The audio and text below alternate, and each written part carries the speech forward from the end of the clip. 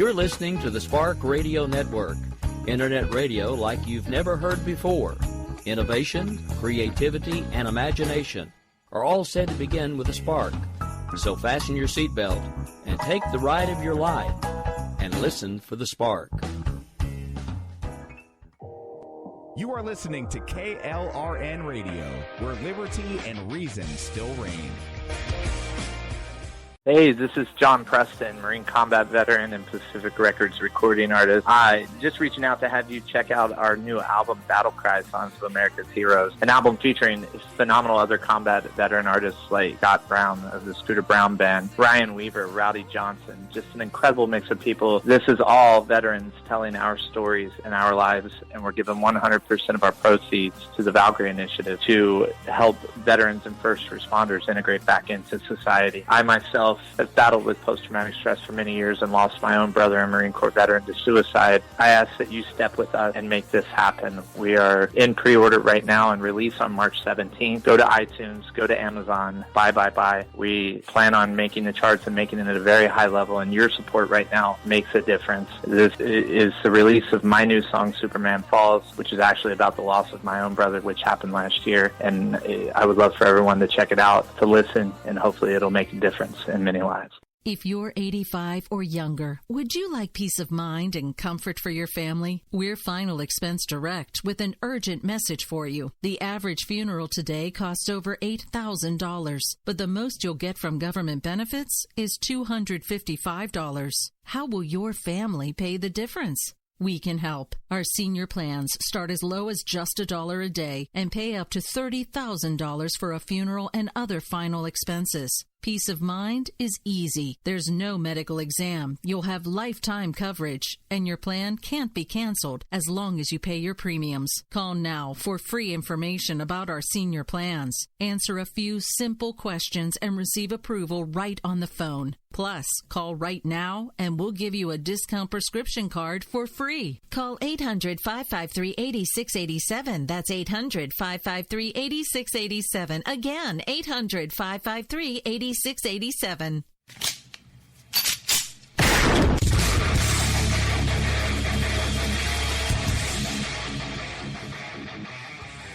This is Slickery Trigger for Rebel Road Tactical. With proper care and feeding, your pistol will be ready when you need it. There to save your life. Shouldn't your gear be that good? Whether you need a holster for comfortable everyday carry or a tough-as-nails holster for your next training course, Rebel Road Tactical has what you need. Check us out on the web at rebelroadtactical.com.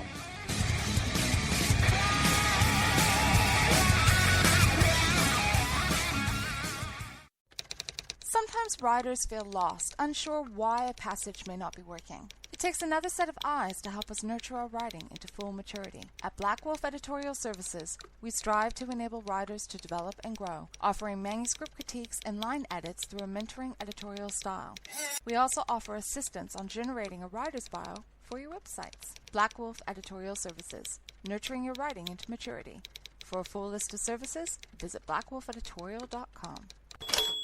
Here's George Foreman with InventHelp. Hi, I'm George Foreman. Do you have an idea for a new product or invention? People ask me all the time, George, how do I get my idea in front of companies? How do I get a patent? What do I do next? Do you have the same questions? I'll tell you like I'll tell them all. Call my friends at InventHelp. Call InventHelp today for free information. InventHelp has been helping inventors for more than 30 years and has sales offices nationwide. InventHelp can submit your invention to companies who are interested in receiving new ideas. If you have an idea and want to try to patent it and submit it to companies, you should call InventHelp today for free information. Listen, I can't guarantee a company will be interested in your idea, but I believe every inventor deserves the opportunity to step into the ring and take their best shot. Put InventHelp in your corner. To get your free inventor's information, call 1-800-353-6490. That's 1-800-353-6490. Again, 1-800-353-6490.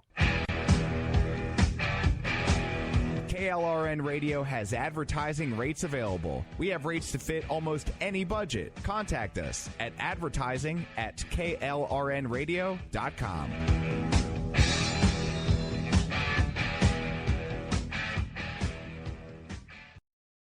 If you're 85 or younger, would you like peace of mind and comfort for your family? We're Final Expense Direct with an urgent message for you. The average funeral today costs over $8,000, but the most you'll get from government benefits is $255. How will your family pay the difference? We can help. Our senior plans start as low as just $1 a day and pay up to $30,000 for a funeral and other final expenses. Peace of mind is easy. There's no medical exam. You'll have lifetime coverage, and your plan can't be canceled as long as you pay your premiums. Call now for free information about our senior plans. Answer a few simple questions and receive approval right on the phone. Plus, call right now and we'll give you a discount prescription card for free. Call 800-553-8687. That's 800-553-8687. Again, 800-553-8687.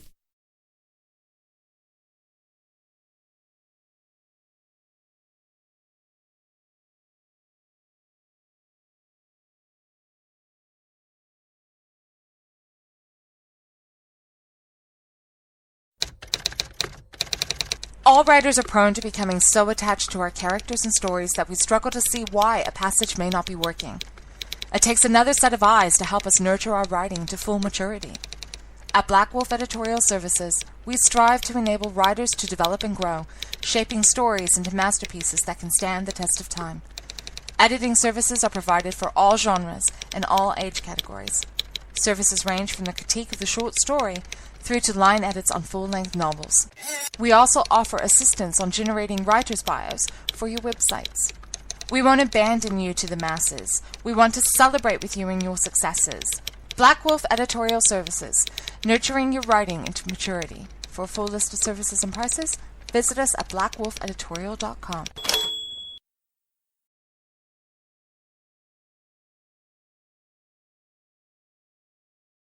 I'm not ready to end the fight. I'm not ready to back down. 'Cause I've been through hell and I don't have time to go round and round and round. It's too late to turn back now. You know I wouldn't if I could. 'Cause I'm proud as hell. I can't bring myself to do what it is you think I should. All right, folks. Well, happy Thursday evening. This is technically the Jen and Rick show, but we're having some Skype issues, so I'm going to see if I can bring Jen onto the show now. All right, so we should have Jen with us live now, as long as Skype is actually cooperating now. I think so. Can you hear me? I can hear you now. I'm really starting to feel like we're doing Verizon commercials, but doesn't that guy work for Sprint now? So maybe we should rethink that. I don't know. Yes, he does. He is no longer Mr. Verizon, funny enough. Have you seen the latest commercial where he's standing out in the middle of a field talking to a camera and nobody else can see the camera, and all of a sudden they're like, "Who's that guy talking to?" And and some girl's talking to another guy, and he's like, "I don't know, but I need to get to Sprint." And she's like, "Wait!" He's like, "No, buy one get one free Apple. I'm out," and takes off running. I thought it was funny. That's funny. I have not seen that one. Yeah, I don't actually watch very many commercials because every time I'm actually watching something on TV, it's usually DVR'd, but every once in a while I'll still see one. So, honestly, I didn't realize when you watch a full hour of TV now how many commercials there actually are. Because when I was a kid, it was like, 53, 54 minutes of show and about 6 minutes of commercials. Now it's down to like 42 or 44 minutes in the rest of commercials. Oh, it's crazy. It's crazy. Yeah, you get 20 minutes of commercials with each show.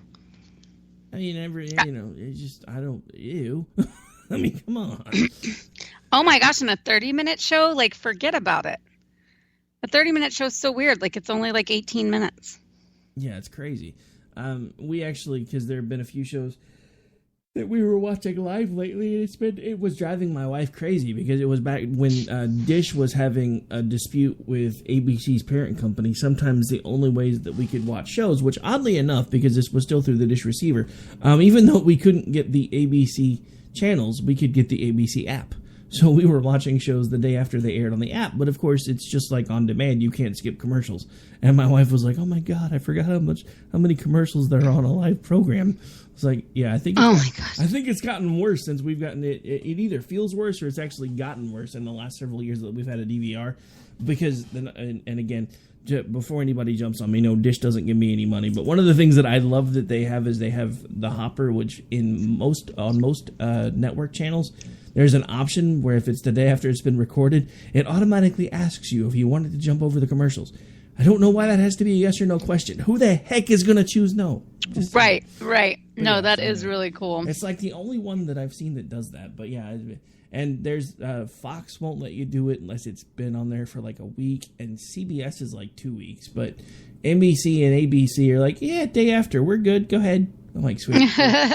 Smart.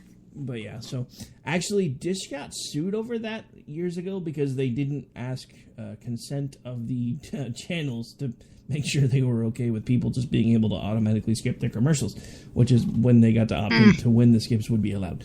But anyway, I'm completely off topic. I got distracted because of commercials and the weird opening and everything else. So anyway, good evening. How are you? It's Thursday. It's almost Friday. Yay. Supposed to be a short week. Feels longer for some reason. Not sure why. Yeah, I do feel like it's dragged out a little bit, but I've just been dealing with, anytime I'm dealing with car stuff, I always feel that way. So I've been running around all week and not really at home much, and so I'm kind of ready for this week to be over. Not to mention just, wow, this week on Twitter has been crazy. Dude, crazy is not even the word. The leftists have lost it, and it's not getting any better for them. No, I mean, and some are just digging those holes. I don't know if you saw, but today Jim Carrey defended Kathy Griffin, and update from Tuesday. If anybody didn't catch it, she was fired from CNN. So, I don't know. I think that's probably about as close to a political firing as should be allowed. I'm not really a fan of fire this person because everybody gets outraged and everybody says they're going to boycott and that, write angry letters and all of that. I'm not really big on making people lose their jobs over mistakes and being stupid about something, but this was really graphic. It was thought out. It was absolutely purposeful, and so I don't know that there is any other reason that's better to get rid of someone when they do something like that. Well, it's interesting that you've led off with that, because I actually have some audio that I don't remember if we played on the show when this all broke on Tuesday. I actually have her insincere apology. I thought we could open with that since we're talking about it. Just waiting on the computer to catch up with me here. Maybe. Hang on, I think I confused it. Here we go. Now it's listening to me. Now we'll see if it actually loads. There we go. I sincerely apologize. I am just now seeing the reaction of these images. I'm a comic. I crossed the line. I moved the line, then I cross it. I went way too far. The image is too disturbing. I understand how it offends people. It wasn't funny. I get it. I've made a lot of mistakes in my career. I will continue. I asked your forgiveness, taking down the image, going to ask the photographer to take down the image, and I begged for your forgiveness. I went too far. I made a mistake, and I was wrong. Translation, please, I want to keep my job.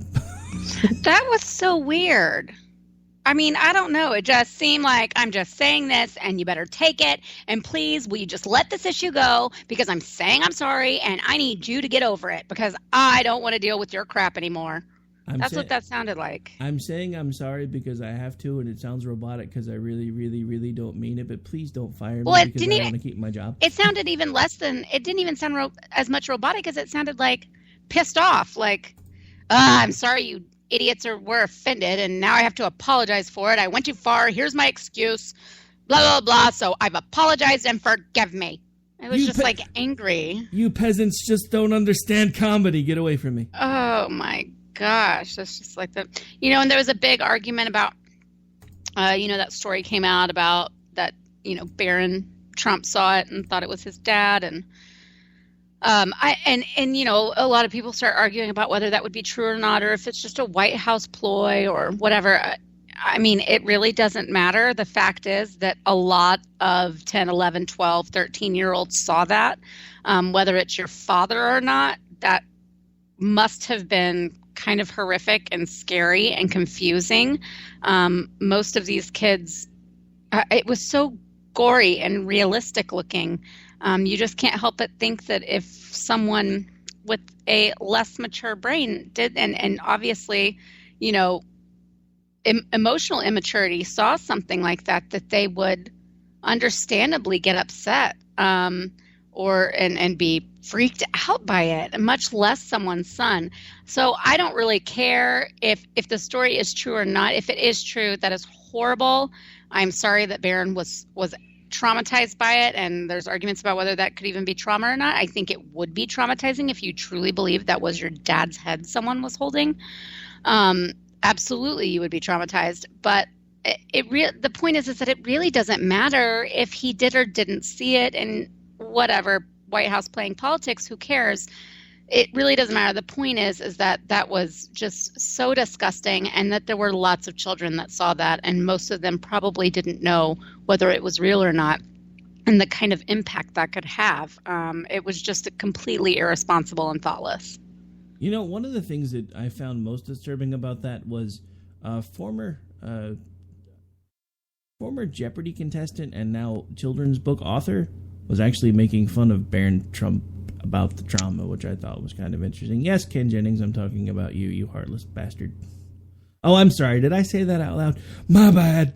Sometimes he just kept my going filter with just it. Slips. I'm sorry. He just kept going with it too. It was terrible, and it's like, you're a children's author and you can't even. I don't know. I just don't see how, as a parent, and maybe sometimes your kids aren't old enough yet to understand the kinds of things that affect them, or maybe they're so much older that you've lost touch with how it was when they were at that kind of tender age, especially as they're kind of prepubescent and adolescent, that maybe, you've kind of forgotten how seriously they take everything, and how, everything's so dramatic in their world already. You add something like that in, and it's very believable that a kid would be extremely upset by that. And that's the thing that I don't think anybody really thinks about. Think about back when you were age 11. What kind of things did you still believe were real at age 11? Because I remember 11. I was still, I was letting go of some childhood things, but still trying to cling to others. There were things that I still believed were real, and there were things that were that I started to understand were imaginary. But that you're still on the cusp of innocence there. Or at least you used to be. I have no idea what the age of innocence really is anymore, because it seems like they want to take that away sooner and sooner. But when I was in like 4th and 5th grade, Desert Storm was happening, and there were all kinds of images that were, we didn't have the same kind of 24/7 news that we do now, but we did have a lot more coverage in that war than had been previously on any kind of, military action. So, and we had friends that were in this war, a lifelong family friend, General Mark Welsh, who ended up being the commandant of the Air Force Academy, and he's a 4-star general, and he was one of Obama's Joint Chiefs of the Air Force.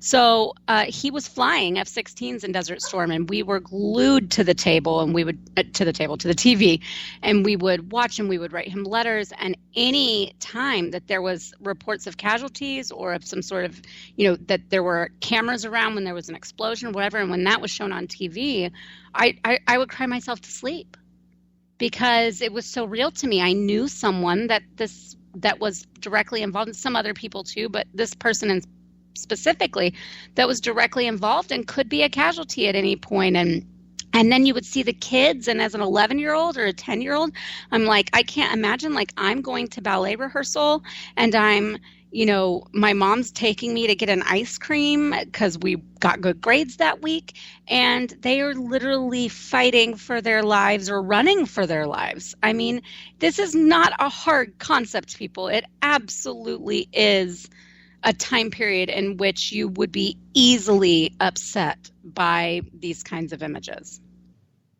Yeah.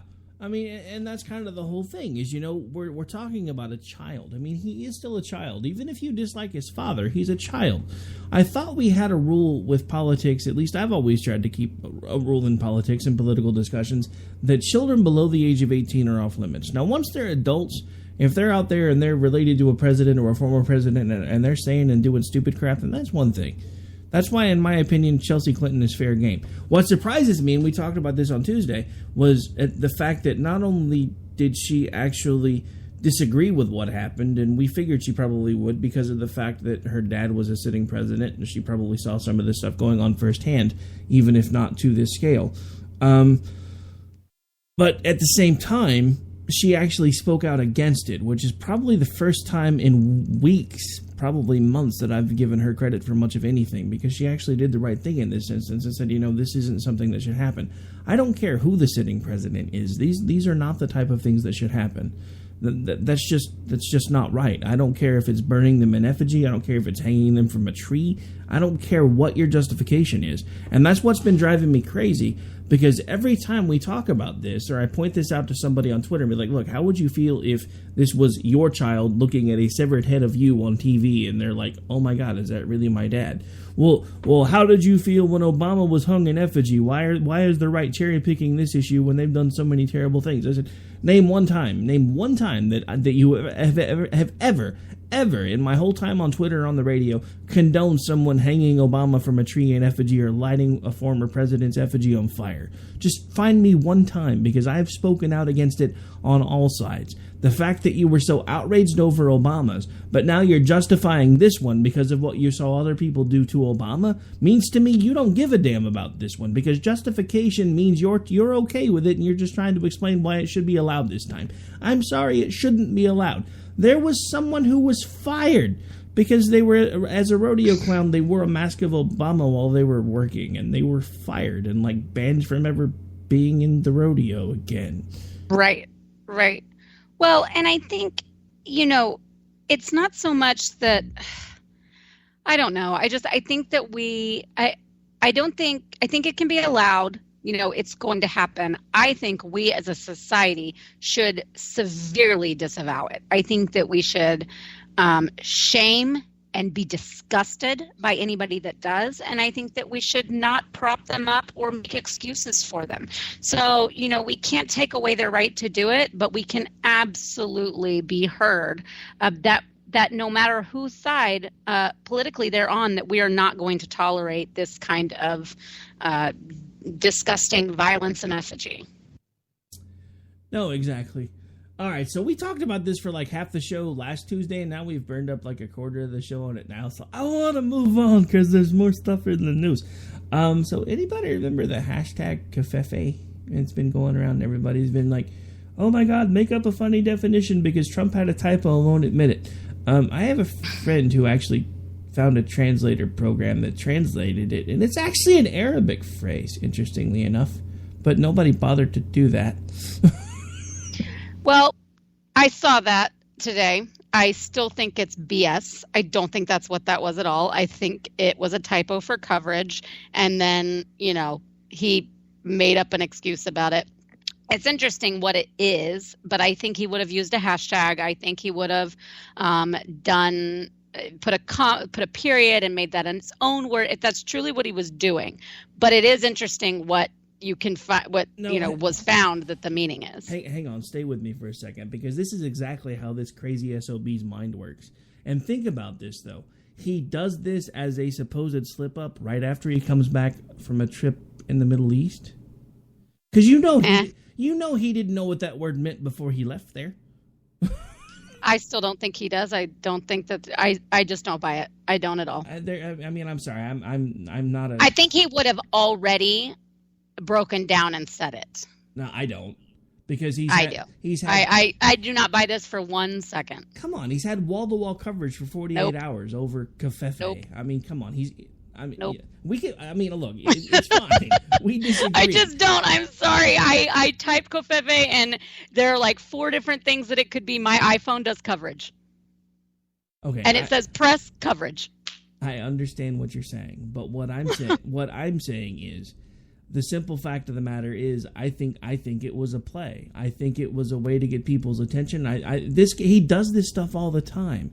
He steps on his own feet on purpose to get the press talking about him, because then he gets wall-to-wall coverage. He's like me. He's a narcissist, which I'm not, but I'm not afraid to make a joke about myself. I do it all the time. He is willing to be the butt of the joke if it gets egg on the face of the press, and I think that's exactly what he's done here.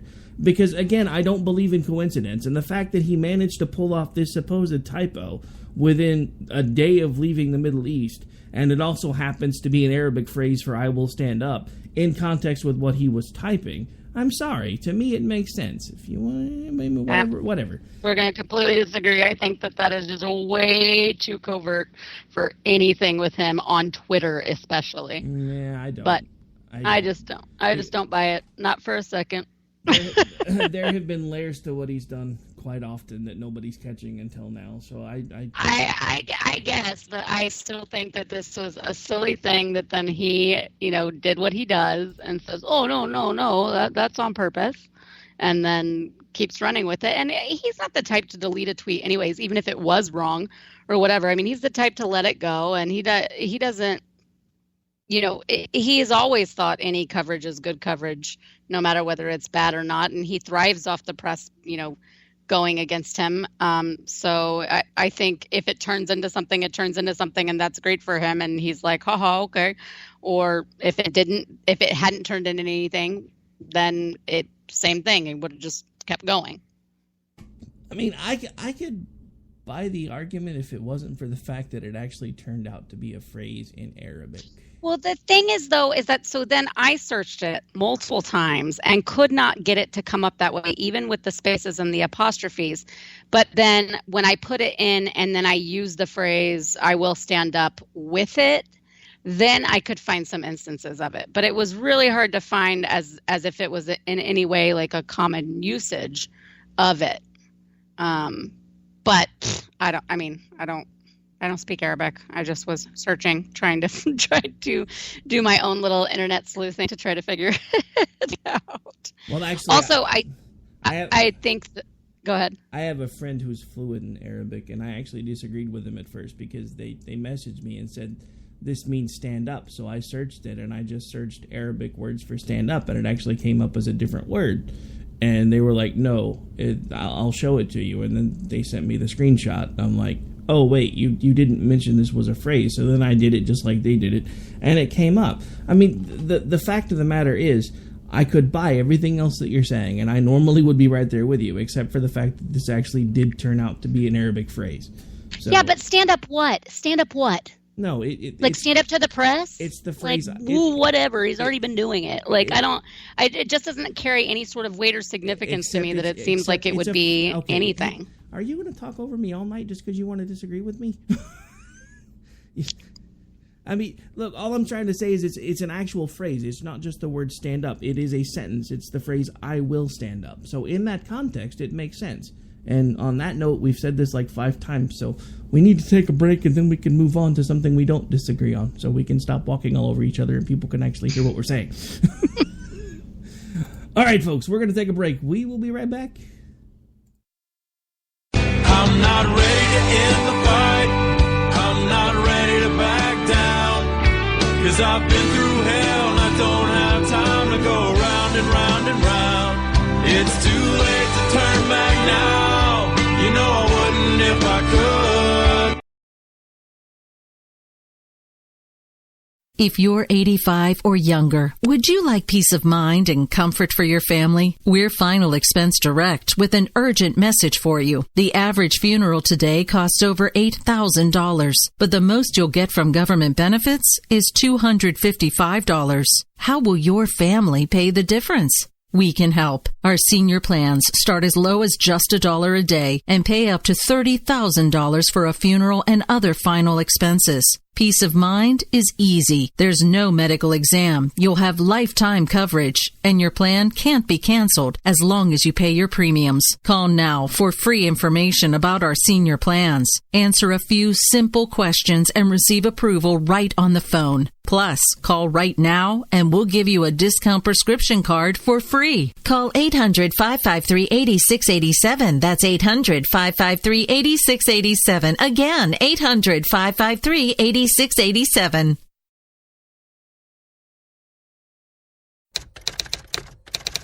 All writers are prone to becoming so attached to our characters and stories that we struggle to see why a passage may not be working.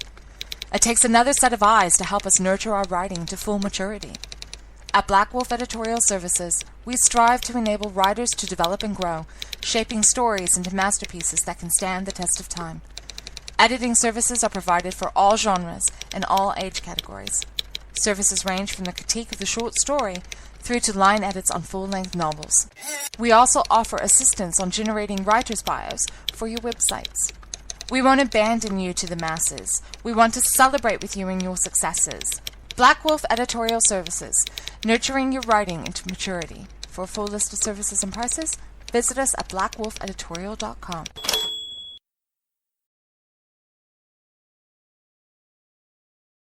If you're 85 or younger, would you like peace of mind and comfort for your family? We're Final Expense Direct with an urgent message for you. The average funeral today costs over $8,000, but the most you'll get from government benefits is $255. How will your family pay the difference? We can help. Our senior plans start as low as just $1 a day and pay up to $30,000 for a funeral and other final expenses. Peace of mind is easy. There's no medical exam. You'll have lifetime coverage, and your plan can't be canceled as long as you pay your premiums. Call now for free information about our senior plans. Answer a few simple questions and receive approval right on the phone. Plus, call right now and we'll give you a discount prescription card for free. Call 800-553-8687. That's 800-553-8687. Again, 800-553-8687.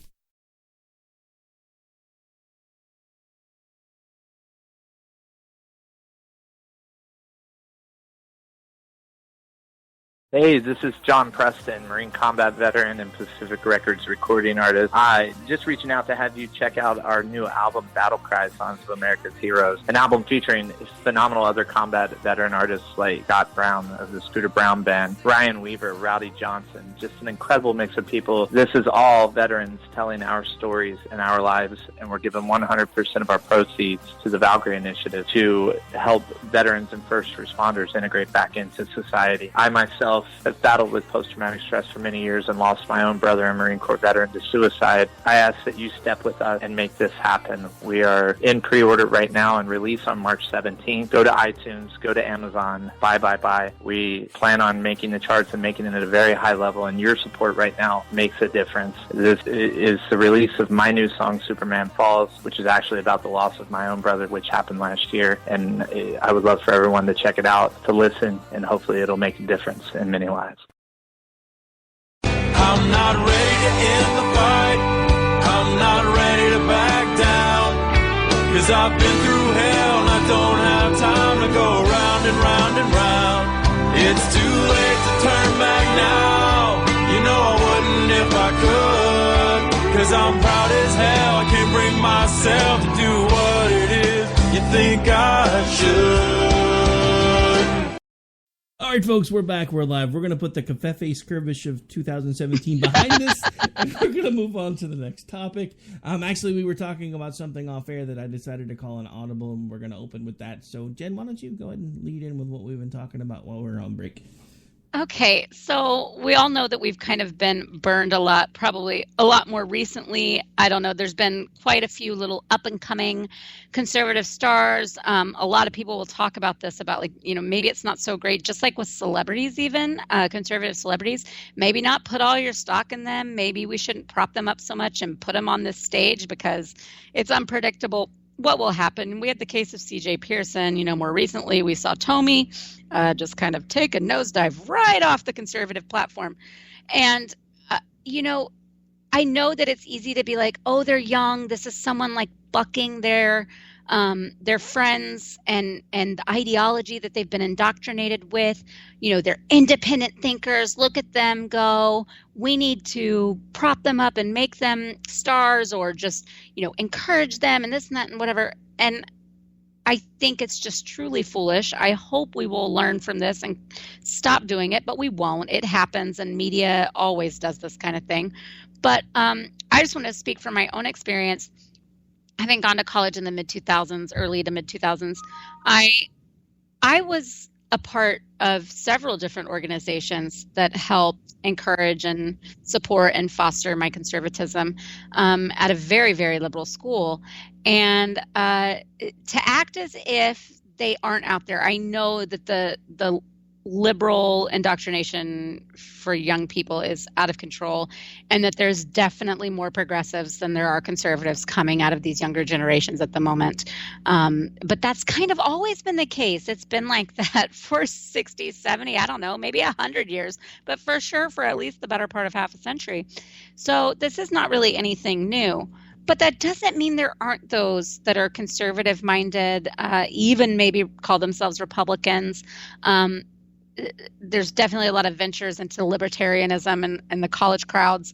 So it's not unusual. And I was able to be on message boards. It was before there was Twitter and things like that. And I was able to be on message boards where there were, tens of thousands of us that were sharing ideas and debating, and we're all right-leaning. And we were all college students. I used to go to conferences every year in D.C. and sometimes in California as well with Young America's Foundation for college conservative student conferences. And there were hundreds and hundreds and hundreds of us. And they had chapters at schools all over the nation, hundreds of chapters. Even at University of Texas, we had the Young Conservatives of Texas. We have the College Republicans of the University of Texas, and then we had a Young Republicans of Austin club. So this idea that that one just gets a little bit loud and gets a little bit of attention, that we have to throw everything on their shoulders, which I think is also just irresponsible. Not only irresponsible to do, but it's also hard on these kids to have that put on them at such a young age. But to throw all our hopes and dreams and here's the future sitting on your shoulders because we think that you might be one of the only young, well-spoken and intelligent conservatives there is out there is just utter crap. There's a bunch of them. Now, they may not all be endeavoring to write at various conservative publications or go on Fox News and speak, but they're out there and they're sharing their ideas, and they are teachers and they are, stay-at-home moms that are instilling this in their kids. They are firefighters. They are, they're in all walks of life. They're moving towards all different industries, and especially those in college. And so I think that we need to be really careful about this kind of thing. And also give credit to some of these kids that it's not just that one, and we can help them instead of just giving them a soapbox and putting them on TV. We can give them internships. We can sponsor them to go be in various different programs that they have organized on Capitol Hill for various senators. Help them start a club, help them in all sorts of ways, get involved with various think tanks and organizations and grassroots in their own localities instead of trying to make them some sort of conservative superstar. And I wouldn't necessarily call anyone who's doing it just for the sake of doing it even really has a chance of being a conservative superstar, at least not for very long, because we've seen them implode over and over and over again. But they desperately try to make them. Oh, no, I get what you're saying. I'm just saying it doesn't ever really seem to work. I don't know. We've seen what I really would have considered conservative superstars kind of imploding over the last couple of years all over this Trump fiasco. It's like Rush has become this yapping little chihuahua that, I mean, I can't even turn him Right. on. I can't even turn him on anymore. And I used to listen to him every I day. know. I mean, like in high school was when I first started figuring out who Rush Limbaugh was, because I had no idea who he was until he had his TV show. I would actually wake up early before school every day and watch that man's TV show nonstop, religiously, for the whole time it was on. Then he's like, okay, TV's not really working out for me. I'm going back to the radio. I was like, wait, he's on the radio? So I started listening. I found him, and I found him here in Oklahoma on KTOK. He's been here for, like, God knows forever. And I started listening to him anytime I could. I mean, back then I was in high school, so it's not like I could listen from 12 to 3 very well every day. But I tried it anyway. Or, well, I guess it was then it was like 12 to 3 because he was on like some sort of an hour tape delay for some reason, because back then they weren't running most of the shows live, but now they do, so it's like 11 to 2. But anyway, kind of off topic. But it's weird to me watching them do backflips. I mean, because look, again, I'll give him credit where I think he deserves credit, and jury's still out as to whether or not he deserves credit for the typo or not. It's a phrase to me; it makes sense, so I'm going to give it to him for the moment. But I could be wrong, and we're not going to go down that road again because my co-host is going to start throwing things at me. No, I'm just playing. What I was going to say, going back to the Rush thing, is that so it's hard enough to stay consistent and to really know that you're unwavering in your beliefs when when you have been a staunch conservative for decades, when you have been in the business for so long, when you have years and years under your belt of confirming these beliefs.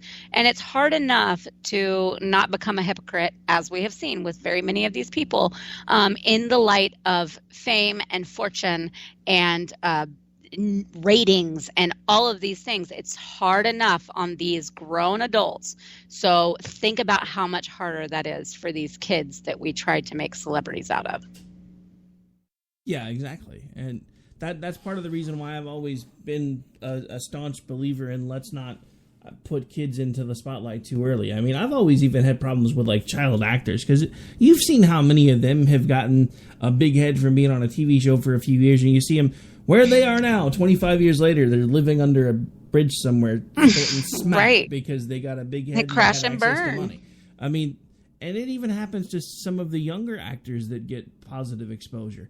Like, I saw a story the other day on, and this is going to out me as a nerd, but that's fine, Star Trek Voyager, which honestly, I'm probably, I think, one of the only people on the planet that actually likes Star Trek Voyager. But it was a guilty pleasure of mine, because I had children at that time that were around the age that my father and I were always watching Star Trek together, and it was something that we could do together. But I saw a story, I guess it was about 4 or 5 years ago, about the actress that played Kes, and the fact that as soon as basically she was written off Voyager at one point, never really any explanation as to why she left. There wasn't any apparent scandal like there was when Denise Crosby was forced off of Next Generation. But there were all these news stories that started coming out about DUIs and this, that, and the other. And I'm just like, is this what happens to everybody that gets just even a few seconds of fame in Hollywood? They go nuts and they just start killing themselves from the inside out? Because it seems like it happens more often than not. Yeah, it does seem that way. Not really. There are so many more success stories than there are these failures. And there's a lot of people that get out before it gets to the point where they might be sucked into some sort of, kind of nefarious side of things. But certainly it is an issue. And certainly it is kind of a cycle that seems to happen. It's a pattern of things that are happening over and over and over with these young, whether they're children or whether they're, young adults, teens, whatever, really struggling with all their newfound attention and the money. I mean, that's a big part of it too, because think about impulse control at that age. And when you've just got a bank account that's never ending, and you're not having the kind of structured lifestyle that most adolescents do, and you really are probably pretty secure in being able to tell your parents you can do what you want with your money, then it makes it that much more difficult to go through those years unscathed. Yeah, it's all crazy to me. And it's just another thing of, if you don't have an anchor when you start out trying to do something, if you don't have an anchor of some kind to hold you in place, you're never going to get where you want to go, and there's no telling where you're going to end up, even if you get halfway there. And that's one of the things that I have, even in the smallest things, always tried to explain to people. Make sure that you're holding on to who you are, no matter whether it's if you take a job where you're going to be making six figures all of a sudden. Make sure you hold on to who you are, because there are going to be times that you're going to come up against pressures, and you're going to come up against people trying to talk you into doing things or this, that, and the other. And if you don't stay true to who you are, you're going to lose yourself along the way. And that's what happens with these younger kids, is they don't know who they are yet. They start getting positive attention because they're saying certain things, and maybe they believe them, maybe they don't, but they're getting so much attention about them that they just keep repeating them, and then they learn from other people that they're hanging around with similar ideas, and they grow from them, and they expand their repertoire. But eventually, I can't remember his name right now, but there was a younger kid who was like a YouTube sensation for a long time, because he would put together YouTube videos that would denounce Obama and do all these things, and then everybody was like, oh my God, he's going to be the next conservative rock star. And then 5 minutes before Barack Obama got elected again, he came out and started saying all kinds of crazy stuff about Bernie Sanders and yada yada yada, and everybody's like, "Oh my God, he's a socialist," and I'm like, "No, he's a kid who's saying things to get attention, and it's working. Leave him alone." Yeah, he was. Oh man, that boy has flip-flopped already so many times. Yeah, I think he's already back to conservatism by now, last time I checked. But, eventually he'll find out what he actually believes in, and hopefully he'll stick to it. But, even some of the bigger folks have issues with that. That's like, I'm not even sure I know what Hannity stands for anymore, other than making sure his bottom line stays fat. Yeah, I used exactly. I used to think I knew what he stood for. Speaking of bottom lines remaining fat, so the leftists are in a meltdown today. Anybody want to take a guess as to why the leftists are in a meltdown today? Oh, I don't know. They felt like their tears might heal the earth. Well, maybe, but I think more likely, with as much crying as they're doing, they're probably going to cause the sea levels to rise, which is what they're worried about in the first place. But yeah, so anyway, Donald Trump has officially announced that he's going to pull America out of the Paris Accords. Now, before anybody has a fit and talks about how Donald Trump wants to kill the planet or eat the planet or destroy the planet or whatever you want to say, let's not forget that the Paris Accords were technically a treaty, which means it can't be ratified by executive order. A treaty must, by definition, be ratified by the Senate with a 3/4 majority. This didn't happen. So my question is, can we actually leave something that technically, legally, we were never really involved in?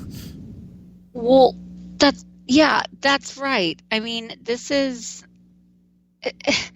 We did not go through our constitutional treaty process for this, and nor did most of the other countries involved go through their more formal processes that not all of them have, but many of them do have some sort of formal process for their governments to go through in order to ratify a treaty.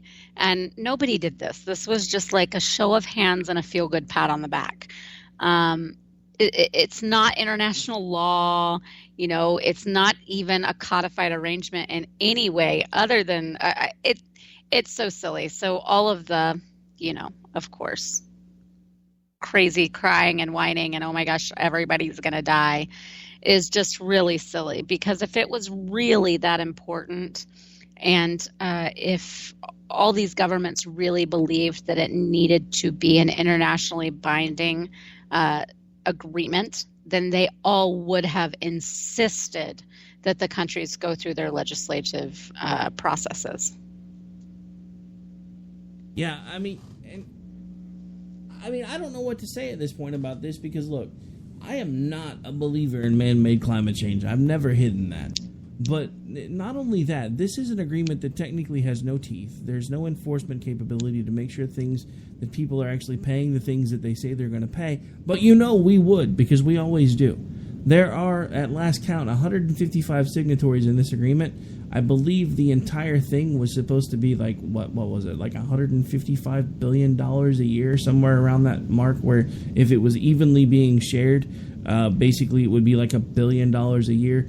per country. And I don't have the numbers in front of me, so I'm just kind of, if I'm pulling them out of thin air and I may be a little off, don't yell at me because I don't have the article pulled up. But I know it was I know it was a pretty high number. What I do know is that the math basically broke down to, out of 155 countries, we were going to be paying 1/3 of the overall cost of these tax increases.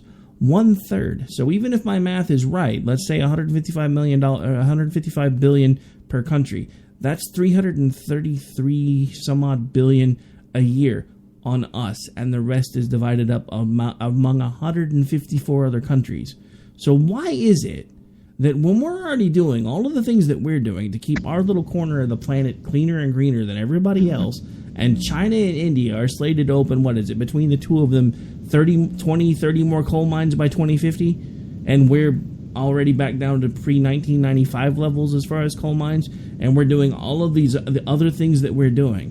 Why is it still our responsibility to foot the majority of this bill when we're no longer the chief polluters? Right. Well, and I think it goes even a little bit further than that. Beyond just footing the bill, let's just say that is something that we wanted to do, or let's say everybody's pulling their weight. Let's say everybody's doing their fair share on these kinds of things, and then we evaluate from there. Well, David French in National Review today made some very good points. He said, even if much or most of recent planetary warming has human causes, that still doesn't mean the benefits of reducing emissions will always outweigh the costs. Not even the most radical environmentalists are willing to bear any burden, pay any price to halt warming. Moreover, that calculus can change depending on the economic conditions of the country. Clean power regulations that might cost jobs or dramatically increase costs, for example, are one thing when jobs are plentiful and incomes are rising. They're another thing entirely in hard economic times. A nation should have the liberty to respond to the needs of its population. So, and then he goes on to talk about how there's still so much private innovation that the governments themselves are actually not doing a lot to further any of this innovation that can possibly help emissions and other sorts of ties to climate change in the future. So why are the governments the one getting, trying to determine what is and isn't good and how much people have to pay? This really is going to hurt, even though so many countries, in Nicaragua, oh man, they didn't want to join because it wasn't harsh enough. Well, Nicaragua is having all sorts of issues, and their employment rate is in the floor, and there are all sorts of problems with their economy. Now, there's some really good areas that have thriving, booming economies, but overall, there are problems in Central America, and so that's just kind of silly. What you're wanting to do in this idealistic way might be good and noble, I guess, for whatever your cause is, but it's really harming the people that can't afford for that to be the case, which these kinds of things most often hurt the poorer halves of the world. I mean, the have-nots. This is what these kinds of things hurt. I just got a Facebook message from a fan of the show who's listening right now, so I want to give a shout out to Jay. I have a reality check for liberals. The same morons who claim we can control the border or that we can't control the border through enforcement claim they can control the weather through taxing. Exactly. That's a brilliant point. So, great point, Jay. Thanks for listening. And it's true. I mean, and look, here's the thing. All I'm saying about this is if you feel really strongly about this and you think that the only way that you're going to be able to sleep at night is to make sure that we basically get screwed over to keep the rest of the world a little bit cleaner, when we're already doing all of these things that we're doing again to make our corner of the world cleaner, we weren't the ones recently that hosted the Olympic Games and had to put fans over under our atmosphere to blow away all the smog so it wouldn't show up on camera. That was China, not us. China. But yeah, I mean, if that's how you can sleep better at night, then do us a favor: contact your senators, tell them you want them to ratify a climate treaty. If it gets all 75 votes and it passes, then we're stuck with it, and there's nothing I can do about it because that's constitutional and that's how this works. But a pen and a phone won't fix this, and a pen and a phone shouldn't have been used to start the mess. Absolutely. And that is what, he also highlights in this. It's like, let's dispense with any notion that climate change is too important to be left to constitutional treaty-making process. If the consequences of climate change will be as catastrophic as alarmists fear, then the constitutional process becomes more important, not less, because it creates binding obligations that are based on broad consensus. And then he talks about how, it's an important cultural value to follow the Constitution, and he says it's one thing to name, call, and jeer at climate deniers when you can impose your will through a mere 51% of the Electoral College. It's another thing entirely to try to build a two-thirds consensus that would necessarily have to unite large sectors of red and blue. So the process of persuasion can have a positive effect on political discourse, blah, blah, blah. So that's what he's hitting on here, is saying, like, yeah, then if this is so important, and then you need to persuade your peers, and they need to tell their congressmen. Exactly. That's how this should work. That's how this should go down. That is exactly how all of this should work. If you feel strongly enough about it that you think there needs to be a treaty that basically lets us redistribute a good portion of our blood and treasure over to other countries to supposedly clean up their messes that they can't even afford to pay for. I mean, come on. Look at the UN. Look at how much of that bill we're footing, and you guys want us to start footing other bills for the country? And my husband has always said, it's kind of funny, on any of this stuff for the years that I've known him, he's been like, yeah, cool, okay. Well, when the second largest superpower, and some people argue the largest superpower now, starts to pay and starts to do their part and taking care of their pollution, then maybe I'll give a crap. But until China does, I don't care, because they are such a large population. They're a huge part of the world, and supposedly they're one of the most powerful. So if they're not doing it, we're really breaking our backs and going bankrupt for nothing. Exactly. But here's the thing that nobody, and honestly, I think the ACLU let something slip earlier. I saw a tweet from them that by us removing ourselves from the Paris Accords, we were putting low-income populations at risk, and it was a form of how did they phrase it? I don't have the dang tweet in front of me anymore. It was it was something that they had used the word justice. It was some sort of injustice by what we were doing, and from the way they worded the tweet, I think they accidentally let something slip. Hang on, I'm going to see if I can find it real quick, because I know it's in here somewhere. Where did it go? This group talks too much. I feel like that's all of my groups. I'm like, oh, crap. I'm like, oh, I should have saved that because I wanted to go back because so-and-so posted it. And then I'm like, oh, 1,246 messages later. Yeah, I'm always like, oh. I'm like, and it's only been 25 minutes. Yeah, I'm always like, no big deal. I'll just scroll up and read it from later. And I'm like, yeah, no, I guess not. Because guess what? Now I can't find it. All right. So anyway, it was a tweet from the ACLU, and they had pointed out that by us removing ourselves from the climate agreements with Paris, we were going to put unfair burdens on low-income populations. This is basically, whether they admit it or not, this is an admission of something that we've suspected now for a long time. Most progressive initiatives are about redistribution of wealth. If this was not the case, how could us pulling out of this supposed and leftists are bipolar when it comes to this thing, by the way, too, because they're like, it's a non-binding agreement that really doesn't do anything, so he shouldn't have left it because it's a bad idea, but now that he has, it's going to end the world. Wait. Yeah. It doesn't do anything, but it's going to end the world because we've left it. And then the ACLU's like, but you're going to put poor families in worse shape. Wait, you're admitting that you're basically taking our money to give it to poor people because, what? Either that or it only rains in Harlem. Yeah, the logic leads. And it kind of just goes to show, like, it doesn't matter what happens with this administration. They're going to cry foul and freak out no matter what. I'm just actually impressed that he's at least kept a promise, because I have to admit, I was a little disappointed as a staunch conservative who actually is a big supporter of Israel. I love it when the presidential candidates say that, one of the first things I'm going to do in office is once I'm in office is I'm going to move the Israeli embassy from Tel Aviv to Israel. But he didn't do it, and he said he can't do it right now. And I'm like, wait a minute. And I fall for that every single time. And this time I'm not as mad about it because I didn't vote for the guy.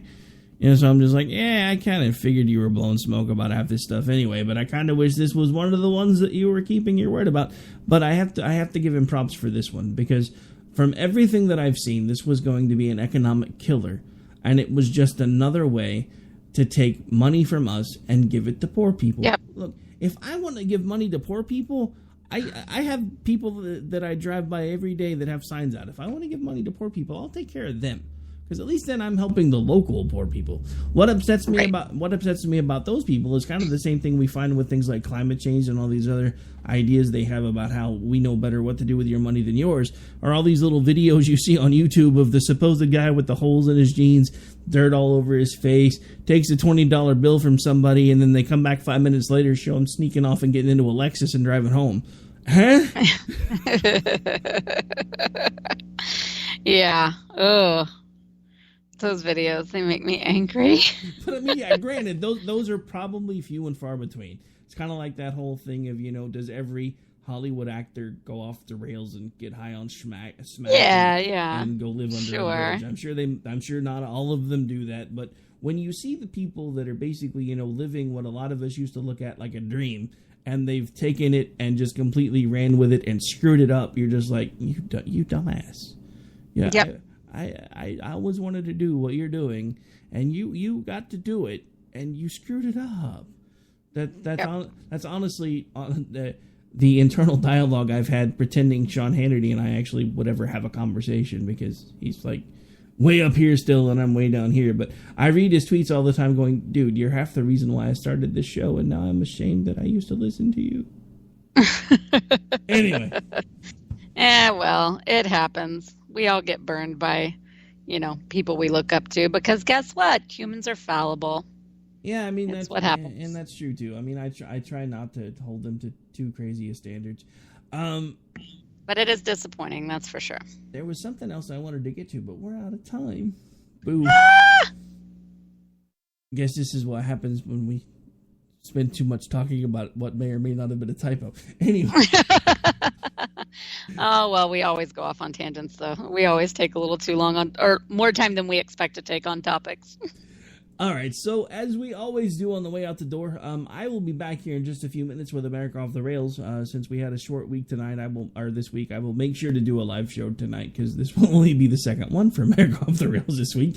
But as we do every time on the way out the door, why don't you remind folks how they can interact with you when you're not on the radio hanging out with me? Yes, come find me on Twitter at jhomestead, Facebook JR Homestead, and check out misfitspolitics.com. You really should check out misfitspolitics.com. I have to admit, I hadn't been going over there much, but now I've gone over there like a few times over the last few weeks, and now I'm like checking it out every day. It's pretty awesome. Well, we are seriously, I mean, we're amateurs. We're just having fun. We've got some really smart people that are writing really great pieces. And then we're mixing it in with other stuff. And if you follow us on Twitter at Misfits Politics also, we do a lot of things throughout the week to kind of break up the intensity of politics. So on Wednesday nights, we do weekly gift challenges where everybody's, we give a scenario and people send in the gifts for it. And it's hilarious. And then on Friday nights, every Friday night, we always do what we call Misfit Mischief. And we just do polls and we ask people to comment on random topics and just kind of break up all that seriousness and outrage that we all go through all week and kind of have some fun and realize that there's a little bit more to all of this than just being mad and angry all the time. Wait, there is? Somehow I'm doing this wrong, man. Hush, hush, hush. All right, folks, we are out for the night. We'll be back right here Tuesday, and I'll be back with you here in just a few minutes, and we will have the Robinson and Wright show tomorrow night as usual on Friday night. It's so weird because like all day today I felt like it was Friday, and then I'm thinking, wow, it's Friday tomorrow, but I'm like, it's like bipolar because one second I'm like, God, this week's taking forever, then I'm like, oh, it's already Friday. But anyway, I'm rambling again, so we're out of here. Good night, folks. I'm not ready to end the fight, I'm not ready to back down, cause I've been through hell and I don't have time to go round and round and round. It's too late to turn back now. You know I wouldn't if I could, 'cause I'm proud as hell. I can't bring myself to do what it is you think I should.